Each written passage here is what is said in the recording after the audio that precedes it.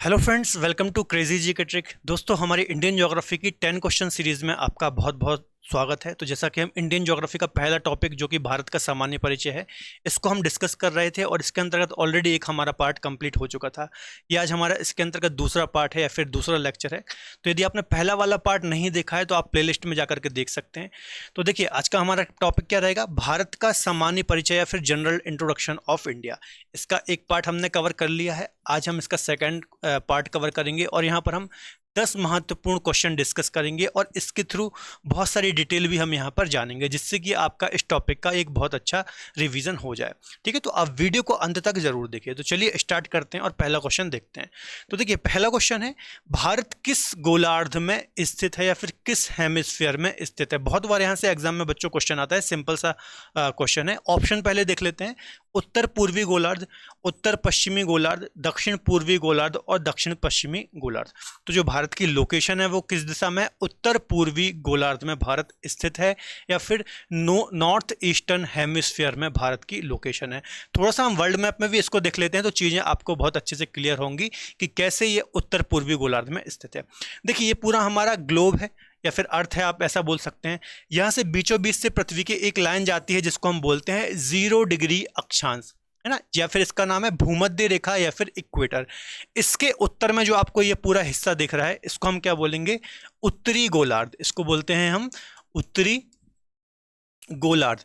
और zero zero zero degree के नीचे जो आपको ग्लोब दिख रहा है, इसको हम बोलते हैं दक्षिणी गोलार्ध, दक्षिणी गोलार्ध।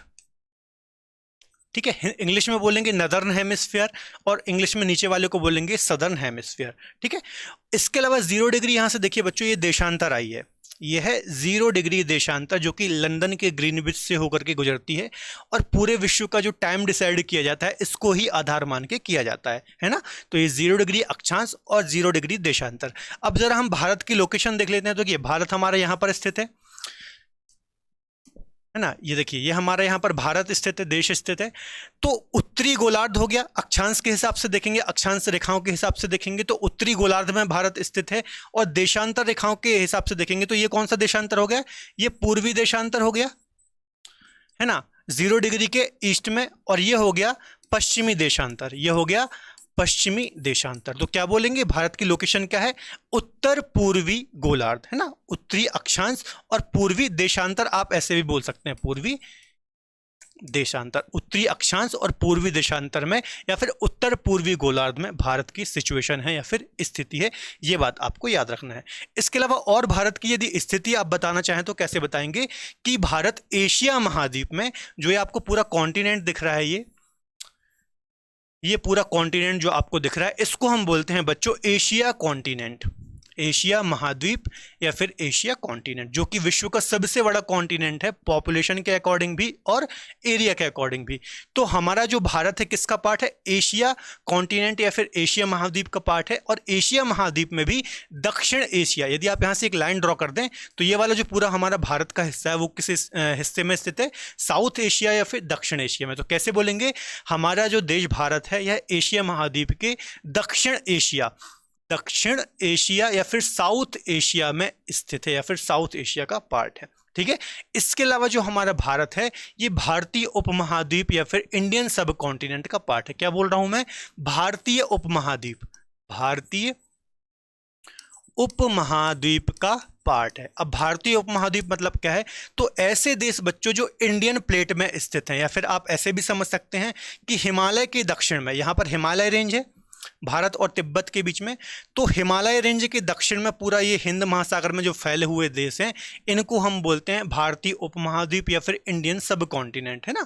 जैसे पाकिस्तान आ जाएगा, इंडिया आ जाएगा, नेपाल, भूटान, श्रीलंका, बांग्लादेश और मालदीव। तो ये सब जो देश हैं किसके अंतर्गत आते हैं, भारतीय उपमहाद्वीप के अंतर्गत आते हैं। तो यदि आपसे कोई भारत की लोकेशन पूछे तो आप ऐसे बता सकते हैं कि भारत एशिया कॉन्टिनेंट या फिर एशिया महाद्वीप में दक्षिण एशिया में स्थित है और भारतीय उपमहाद्वीप का भाग है। ठीक है, तो ये लोकेशन की बात हो गई। चलिए अगला क्वेश्चन देखते हैं, लोकेशन से ही रिलेटेड है कि भारत की मुख्य भूमि है जो, वो उसका अक्षांशीय विस्तार क्या है ना।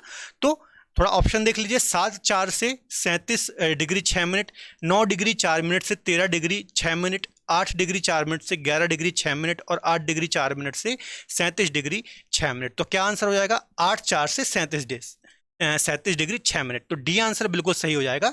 जब हम भारत का अक्षांशीय और देशांतरीय विस्तार पढ़ते हैं, थोड़ा सा मैप में देखेंगे तो देखिए ये वाला जो कन्याकुमारी वाला है ये कितना है? 8 डिग्री 4 मिनट। और ये कौन सा हो जाएगा? 37 डिग्री 6 मिनट। ठीक है, इसको हम कैसे पढ़ते हैं? 8 डिग्री 4 मिनट से 37 डिग्री 6 मिनट उत्तरी अक्षांश है ना, भारत उत्तरी अक्षांश में या फिर नॉर्थ लैटिट्यूड में स्थित है। इसके अलावा 8 4 से 37 6 और 68 7 से 97 डिग्री 25 मिनट। इसके अलावा 68 डिग्री 7 मिनट से 97 डिग्री 25 मिनट पूर्वी देशांतर है ना। तो उत्तरी अक्षांश और पूर्वी देशांतर में भारत स्थित है। पहले क्वेश्चन में ही मैंने आपको बताया था। ठीक है, तो इस प्रकार से आपको याद रखना है। इसके अलावा सुदूर दक्षिणी बिंदु यदि आप ले लेंगे तो यह कितना हो जाएगा? 6 डिग्री 4 मिनट है ना, 6 डिग्री 4 मिनट। तो ये भी आपको याद रखना है, क्योंकि भारत का जो सबसे दक्षिणी बिंदु है बच्चों वो क्या है? इंदिरा पॉइंट यहाँ पर है। तो आप यदि इसका संपूर्ण विस्तार लेंगे तो 6 डिग्री 4 मिनट हो जाएगा, और मुख्य भूमि से ले लेंगे तो 8 डिग्री 4 मिनट हो जाएगा।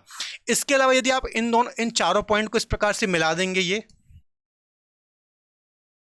तो भारत की जो बच्चों आकृति बनती है ये कैसी बनती है?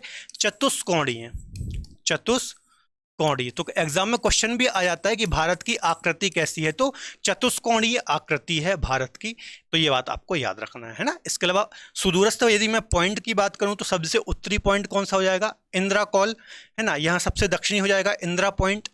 इसके अलावा यहाँ पर मुख्य भूमि का हो जाएगा कन्याकुमारी, यहाँ पर हो जाएगा गुहार मोती, और यहाँ पर हो जाएगा वालांगू। ठीक है, ये मैंने कई बार अपने प्रीवियस लेक्चर में आपको बताया है, लास्ट लेक्चर में भी मैंने आपको बताया था। चलिए अगला क्वेश्चन देखेंगे। भारत का नाम जो हिंदुस्तान है ये किनके द्वारा दिया गया है ना? हिंदुस्तान नाम हमारा कहाँ से ओरिजिनेट हुआ है? तो यूनानियों के द्वारा दिया गया है, ईरानियों के द्वारा दिया गया है, अंग्रेजों के द्वारा दिया गया है, या फिर अफगानियों के द्वारा दिया गया है? तो अच्छा क्वेश्चन है। तो इसका आंसर क्या हो जाएगा बच्चों? बी, ईरानियों के द्वारा या फिर पर्शियन लोगों के द्वारा ये नाम दिया गया है ना। अब ये कैसे आया थोड़ा सा हम इसका डिटेल देखते हैं। इसके अलावा यूनानियों के द्वारा कौन सा नाम दिया गया था? तो जो इंडिया नाम है वो यूनानियों के द्वारा दिया गया था ना। थोड़ा हम डिटेल देखेंगे तो वहां पर आपको चीजें और अच्छे से क्लियर होंगी। देखिए ये थोड़ा वर्ल्ड मैप है या फिर एशिया का मैप है। यहां से बच्चों एक नदी निकलती है, ये देखिए यहाँ मानसरोवर झील के पास से एक नदी निकलती है इस प्रकार से, और फिर पाकिस्तान जाती है और यहाँ पर अरब सागर में अपना जल गिराती है। इसका नाम क्या है बच्चों? इसका नाम है सिंधु नदी। कौन सी नदी?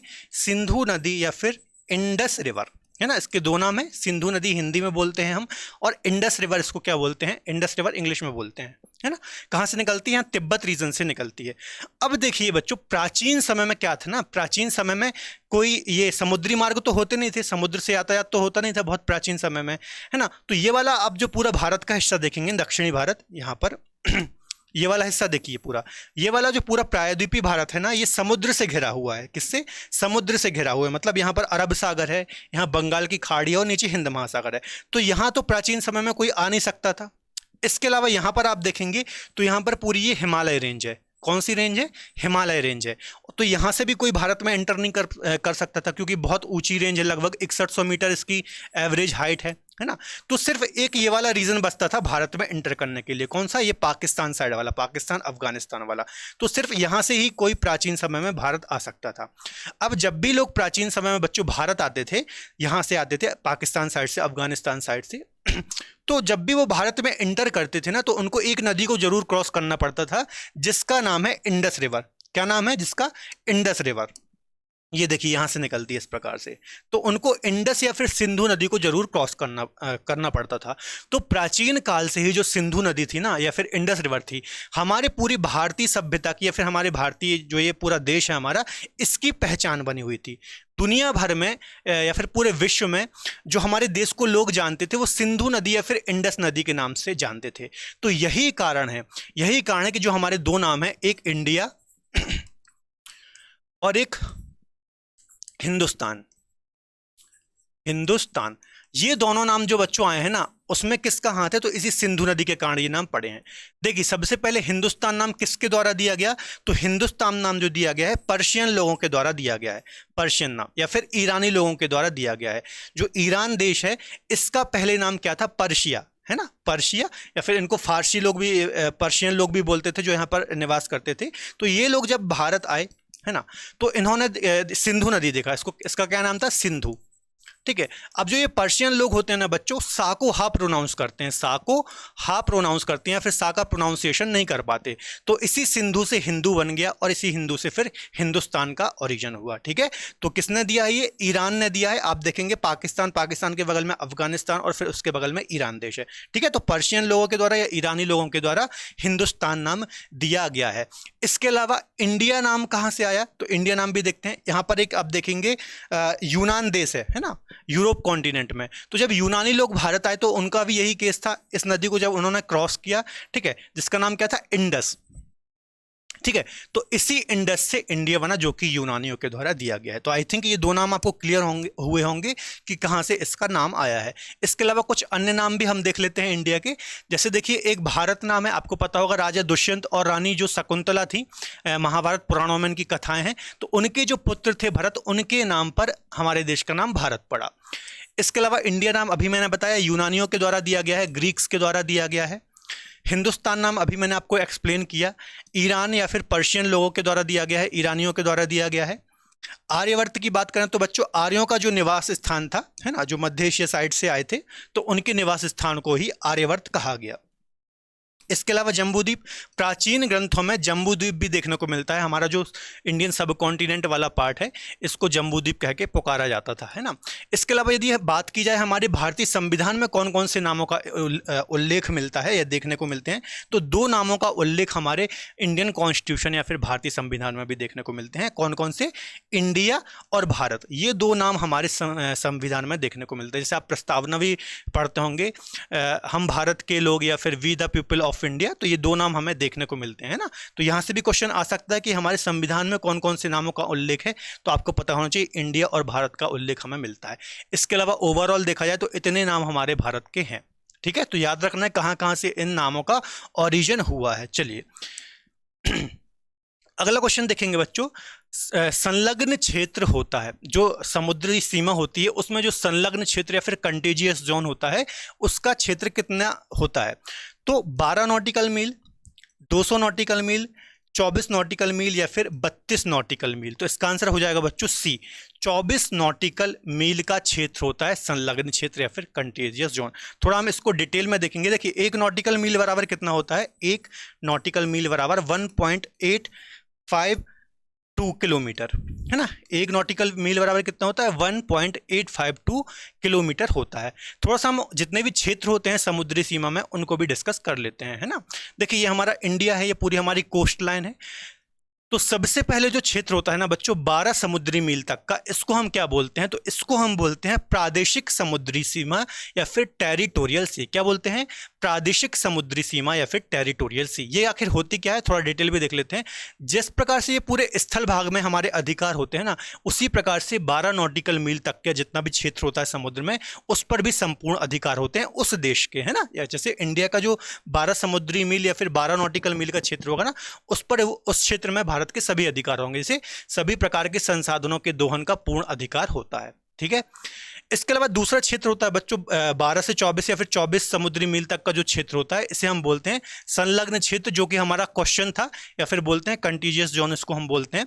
तो इसका क्या महत्व है? भारत को इस क्षेत्र में अप्रवासी कानून, साफ सफाई, सीमा शुल्क लेकर वित्तीय अधिकार प्राप्त है। मतलब इसमें क्या होते हैं? वित्तीय अधिकार होते हैं उस देश के। मतलब मान लीजिए कि इस क्षेत्र की आपको साफ सफाई देखनी है ना, पूरा समुद्री जो सी सीमा है इसकी साफ सफाई का जिम्मा आपका है। मान लीजिए यहाँ से कोई शिप गुजर रही है किसी अन्य देश की, तो उससे आपसे परमिशन लेनी पड़ेगी कि हम यहाँ से, हमारा जहाज यहाँ से गुजर रहा है, ठीक है, तो आप उसको परमिशन लेनी होगी। आप उससे एक प्रकार का टैक्स भी वसूल सकते हैं, ठीक है। तो ये सारे अधिकार होते हैं इसके अंतर्गत, या फिर 24 समुद्री मील या फिर 24 नॉटिकल मील तक के क्षेत्र का। इसके अलावा सबसे लास्ट में होता है 200 समुद्री मील। यहां पर क्या होता है? इसको हम बोलते हैं अनन्य आर्थिक क्षेत्र या फिर एक्सक्लूसिव इकोनॉमिक जोन। यहां पर क्या होता है? सागरीय जल शक्ति, सागरीय संसाधनों का दोहन, जीवों का सर्वेक्षण, संरक्षण, अनुसंधान की शक्ति और खनिज संपदा का विद्वहन। अब मान लीजिए इस क्षेत्र में बच्चों कोई द्वीप मिल गया, कोई आइलैंड मिल गया, है ना, खोज की आपने और कोई आपको आइलैंड मिला, तो उस पर आपका अधिकार होगा या उस देश का अधिकार होगा 200 नॉटिकल मील तक का यदि वो क्षेत्र है तो, है ना। इसके अलावा यहाँ पर जो भी जीव जंतु रहते हैं, जो भी समुद्री जीव रहते हैं, तो उनका सर्वेक्षण संरक्षण का काम भी उस देश का होगा, ठीक है।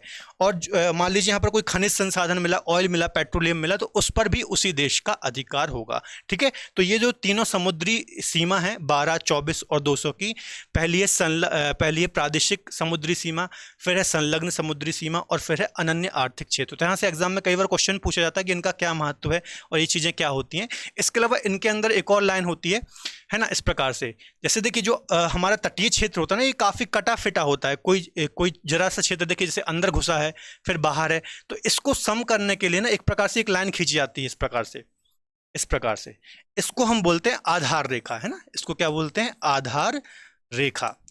तो आधार रेखा के बाद से ही ये तीनों जो क्षेत्र हैं वो डिसाइड किए जाते हैं। जैसे आधार के बाद से ही फिर 12 का क्षेत्र होगा, फिर 24 का होगा, फिर 200 का होगा, मतलब आधार रेखा के बाद से ही प्रादेशिक सीमा होगी, फिर संलग्न क्षेत्र होगा और उसके बाद अनन्य आर्थिक क्षेत्र होगा, ठीक है। तो ये बात भी आपको याद रखना है, काफी इंपॉर्टेंट है, आपको ये चीजें याद रखनी है।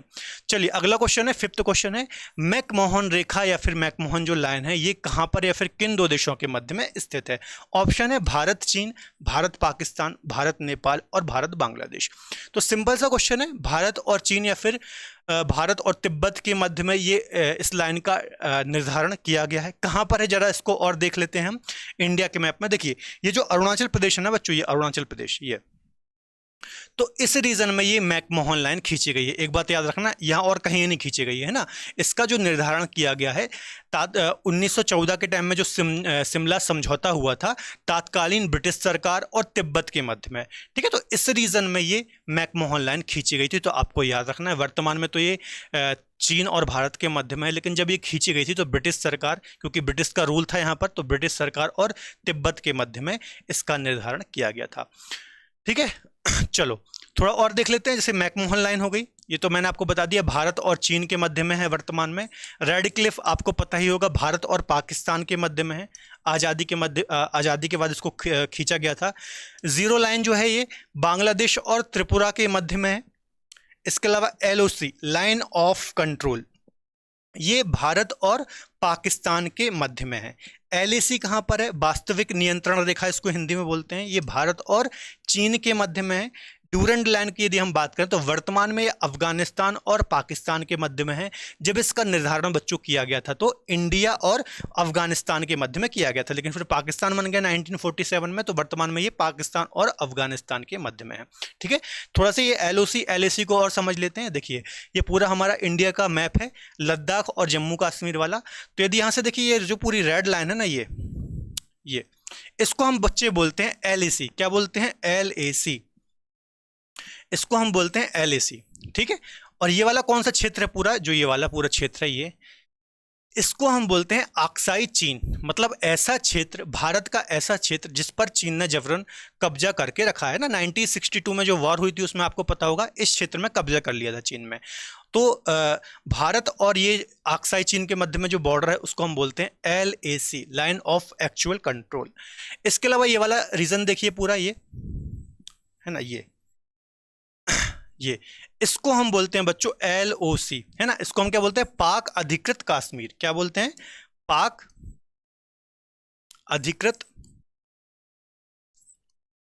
कश्मीर, या फिर POK बोलते हैं, पाक ऑक्यूपाइड कश्मीर, है ना। और भारत और POK के मध्य में जो लाइन है उसको हम बोलते हैं LOC लाइन ऑफ कंट्रोल, ठीक है। तो ये बात भी आपको याद रखना है, LAC और LOC कहाँ पर है। ये वो वाला क्षेत्र है भारत का जब 1948 में आज़ादी के तुरंत बाद पाकिस्तान ने यहाँ पर आक्रमण किया था और फिर युद्ध हुआ था हमारा, है ना। और उस टाइम जो ये लाइन बनाई गई थी उसको हम बोलते हैं LOC, ठीक है। तो ये बात भी आपको याद रखना है। चलो अगले क्वेश्चन को डिस्कस करने से पहले थोड़ा सा मैं आपको बता दूं, हमारा एसएससी का बैच लाइव है 2022 का, बिल्कुल, जहां पर आपको एक्सपर्ट फैकल्टी गाइड करेगी। इसके अलावा वहां पर टीच भी करेगी अलग अलग सब्जेक्ट, जैसे मैथ्स हो गया, जीके जीएस हो गया, इंग्लिश हो गया, रीजनिंग हो गया। तो सारी फैकल्टी आपको वहां पर पढ़ाएगी और अलग से गाइड भी करेगी कि कैसे आपको एग्जाम को टारगेट करना है और आपको आगे की पढ़ाई करना है। तो यदि आप एसएससी की तैयारी कर रहे हैं तो आप हमारी रूट एप्लीकेशन को डाउनलोड कर सकते हैं, लिंक आपको डिस्क्रिप्शन बॉक्स में मिल जाएगी। एक बार आप एप्लीकेशन को विजिट जरूर करें, बाकी डिटेल आपको वहां पर मिल जाएगी। इसके अलावा यदि आप मुझसे ज्योग्राफी पढ़ना चाहते हैं, चाहे वो वर्ल्ड ज्योग्राफी हो, इंडियन ज्योग्राफी हो, इंटरेस्टिंग तरीके से, तो रूट एप्लीकेशन पर मेरा बैच बिल्कुल लाइव है, फाउंडेशन बैच वहां पर चल रहा है मेरा। बाकी डिटेल आप एप्लीकेशन पर डाउनलोड करके देख सकते हैं, एप्लीकेशन को डाउनलोड करके देख सकते हैं। अलग अलग सब्जेक्ट भी वहां पर चल रहे हैं, जैसे पॉलिटी हो गया, हिस्ट्री हो गया, मैथ्स हो गया, मैथ्स अर्थमेटिक एडवांस दोनों, इंग्लिश, साइंस, सभी सब्जेक्ट वहां पर चल रहे हैं। तो सब्जेक्ट वाइज यदि आप कोई सब्जेक्ट इंडिविजुअल टीचर से पढ़ना चाहते हैं तो ये सुविधा भी आपको वहां पर दी गई है, ठीक है। तो रूट एप्लीकेशन आप डाउनलोड कीजिए, बाकी डिटेल आप वहां पर देख सकते हैं। चलिए अगला क्वेश्चन देखते हैं। अगला क्वेश्चन है बच्चों, अगला क्वेश्चन है भारत के बड़े जिलों को सही क्रम में क्षेत्रफल के अकॉर्डिंग यहां पर जमाना है ना, एरिया के अकॉर्डिंग आपको जिले बताना कि कौन सा बड़ा जिला है, कौन सा छोटा जिला है।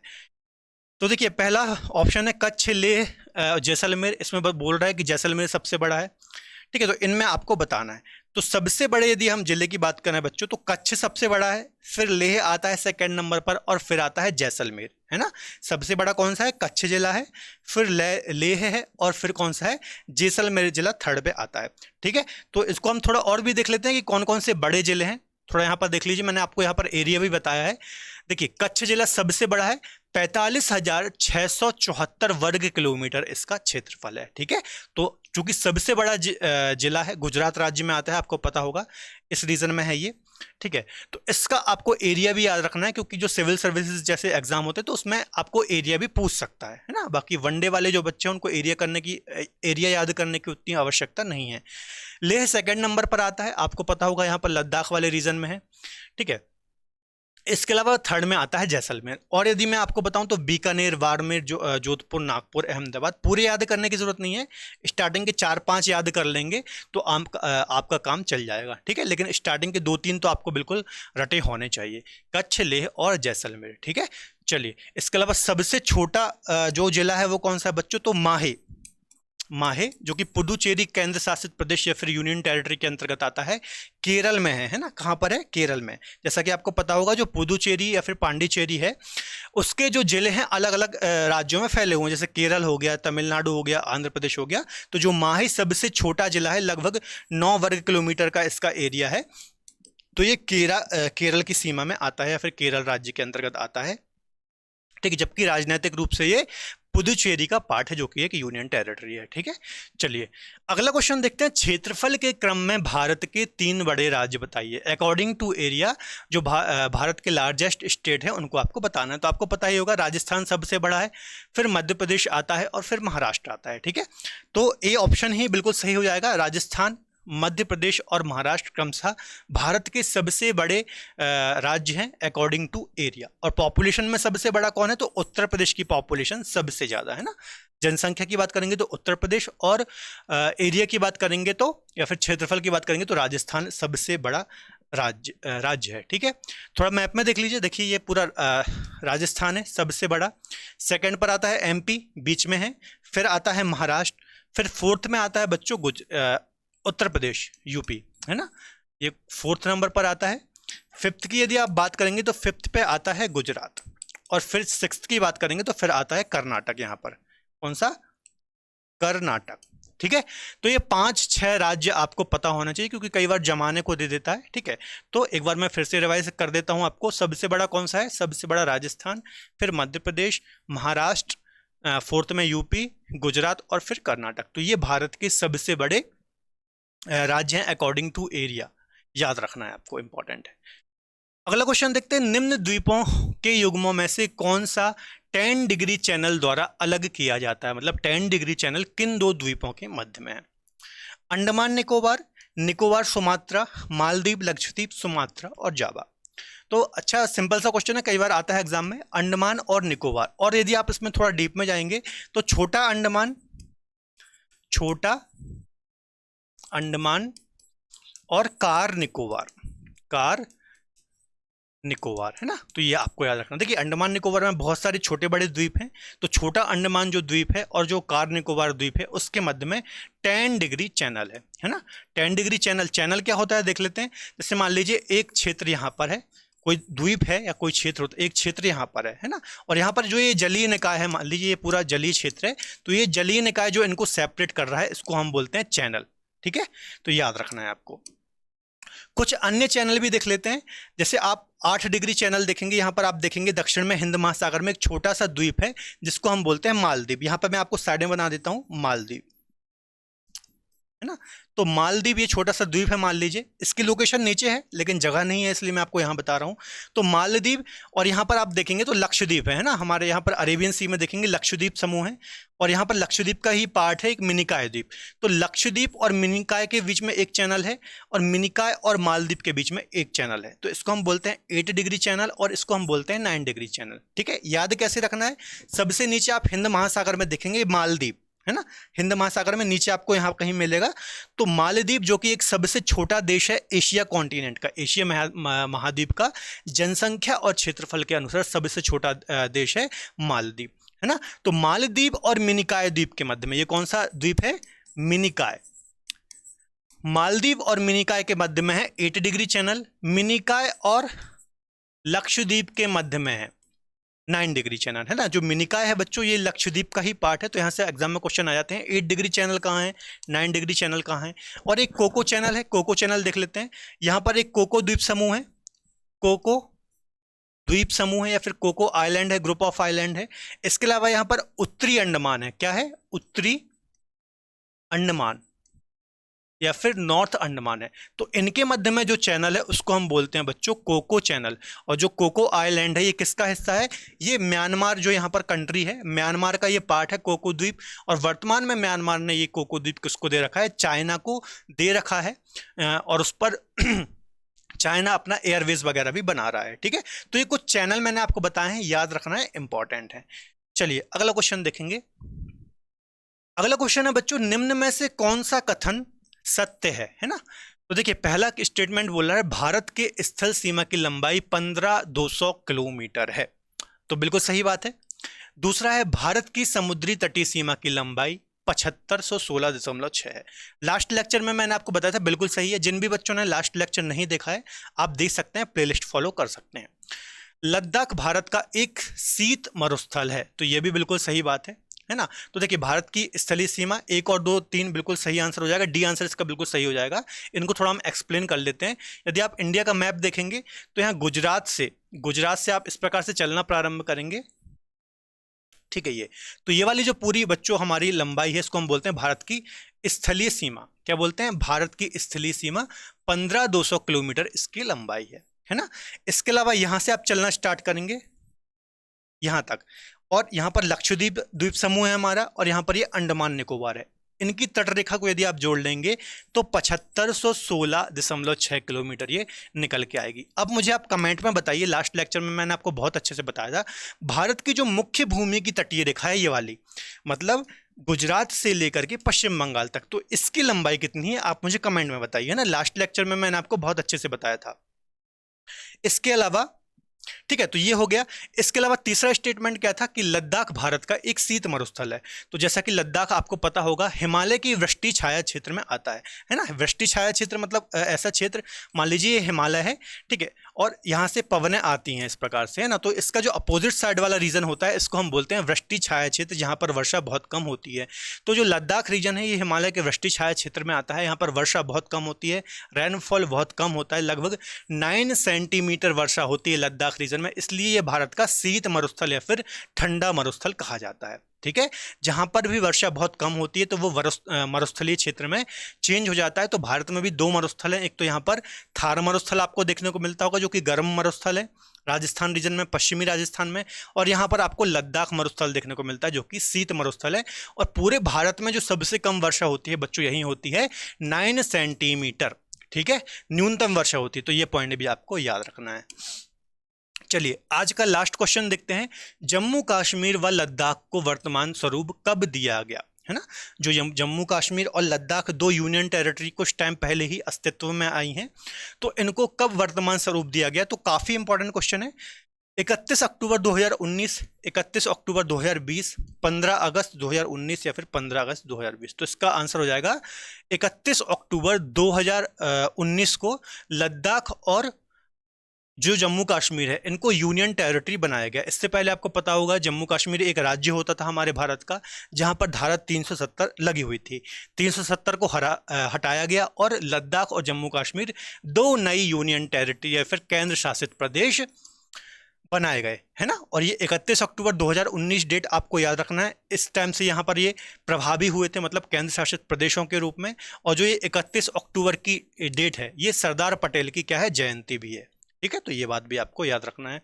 थोड़ा हम यूनियन टेरिटरी के बारे में डिस्कस कर लेते हैं। कितनी यूनियन टेरिटरी हैं? तो आपको पता होगा भारत में 28 स्टेट हैं और 8 यूटी हैं या फिर यूनियन टेरिटरी हैं। ठीक है, तो ये 8 जो यूनियन टेरिटरी हैं इनको हम थोड़ा डिस्कस कर लेते हैं। देखिए, सबसे पहले यदि मैं यहाँ से लाइन बनाऊं तो ये तो पूरा हमारा हो गया जम्मू कश्मीर, है ना, और यहाँ पर हो गया लद्दाख, 2 यूनियन टेरिटरी ये हो गई। इसके अलावा यहाँ पर आपको पता होगा ये दिल्ली, जो कि हमारी राजधानी है पूरे देश की, है ना, राष्ट्रीय राजधानी क्षेत्र है। यहाँ पर आप देखेंगे बच्चों, हरियाणा के उत्तर में और पंजाब के बीच में यहाँ पर आपको मिलेगा चंडीगढ़। क्या मिलेगा? चंडीगढ़। चंडीगढ़ बच्चों संयुक्त रूप से पंजाब और हरियाणा की कैपिटल भी है और यूनियन टेरिटरी भी है। 1966 में इसका गठन किया गया था या फिर यूनियन टेरिटरी बनाया गया था, है ना। इससे पहले आपको पता होगा हरियाणा और पंजाब एक ही राज्य होते थे। 1966 में हरियाणा अस्तित्व में आया था और इसी हरियाणा के साथ चंडीगढ़ को भी यूनियन टेरिटरी बनाया गया था, है ना। चंडीगढ़ को भी यूनियन टेरिटरी बनाया गया था और इसको संयुक्त रूप से घोषित किया गया था, क्योंकि ये डाउट था मन में कि चंडीगढ़ किसके पास जाएगा, पंजाब के पास जाएगा कि हरियाणा के पास जाएगा। लेकिन उस समय एक बहुत अच्छा डिसीजन लिया गया, इसको यूनियन टेरिटरी घोषित किया गया, क्योंकि दोनों के बीच में स्थित है। देखिए, ये पूरा पंजाब है और ये हरियाणा है, तो इसको यूनियन टेरिटरी बनाया और संयुक्त रूप से दोनों की कैपिटल भी बनाई गई, क्योंकि किसी पर्टिकुलर एक राज्य में इसको दे देते तो फिर विवाद की स्थिति बनती है ना। तो ये 4 यूनियन टेरिटरी हो गई। यहाँ पर आप देखेंगे दादर नागर हवेली और दमन दीव है यहाँ पर, है ना। शॉर्ट में लिख देता हूँ, दादर नागर हवेली और दमन द्वीप यहाँ पर स्थित हैं। कहाँ? गुजरात वाले क्षेत्र में। यहाँ से भी एग्जाम में क्वेश्चन बन सकता है बच्चों। वर्तमान में ये क्या कुछ टाइम पहले तक ये अलग अलग होती थी, है ना, लेकिन इनको अभी क्या कर दिया गया है, मर्ज कर दिया गया है। पहले ये सेपरेट होती थी, दादर नागर हवेली अलग होती थी और दमन द्वीप अलग होती थी, लेकिन वर्तमान में इनको मर्ज कर दिया गया है। डेट याद रखना है, 26 जनवरी 2020 को, 26 जनवरी 2020 को दादर नागर हवेली और दमन द्वीप को मर्ज करके एक यूनियन टेरिटरी घोषित किया गया है। तो ये आपको याद रखना है। 4 और 1 5 हमने देख ली। यहाँ पर आपको पता होगा लक्षद्वीप है ना, लक्षद्वीप है। इसके अलावा यहाँ पर पुदुचेरी है तमिलनाडु रीजन में, और यहाँ पर अंडमान निकोबार द्वीप समूह है। तो ये हमारी टोटल 8 यूनियन टेरिटरी हैं, आपको याद रखनी है, इंपॉर्टेंट। कुछ अन्य डिटेल भी मैंने आपको यहाँ पर एक्सप्लेन की है। ठीक है, तो ये सारी डिटेल आपको याद रखना है। यहाँ पर बच्चों हमने 10 क्वेश्चन डिस्कस किए हैं और 10 क्वेश्चन के थ्रू भी अन्य बहुत सारी हमने यहाँ पर डिटेल की होगी। तो 60, 70, 80 फैक्ट तो मैंने आपको यहाँ पर बता दिए थे, और लगभग पहले पार्ट में भी मैंने आपको लगभग 80-100 फैक्ट बताए थे। तो लगभग पूरा जो हमारा पहला टॉपिक था इंडियन ज्योग्राफी का, भारत का सामान्य परिचय या फिर जनरल इंट्रोडक्शन ऑफ इंडिया, ये हमारा कवर हो गया, है ना। तो आई थिंक आपका एक अच्छा रिविजन होगा। अब अगला जो हमारा लेक्चर आएगा वो फिजिकल डिवीजन का हम पहला पार्ट उठाएंगे, उत्तर की पर्वत श्रृंखला, जिसमें हम हिमालय को स्टडी करेंगे। ठीक है, तो आप हमारी इस सीरीज को फॉलो जरूर कीजिए।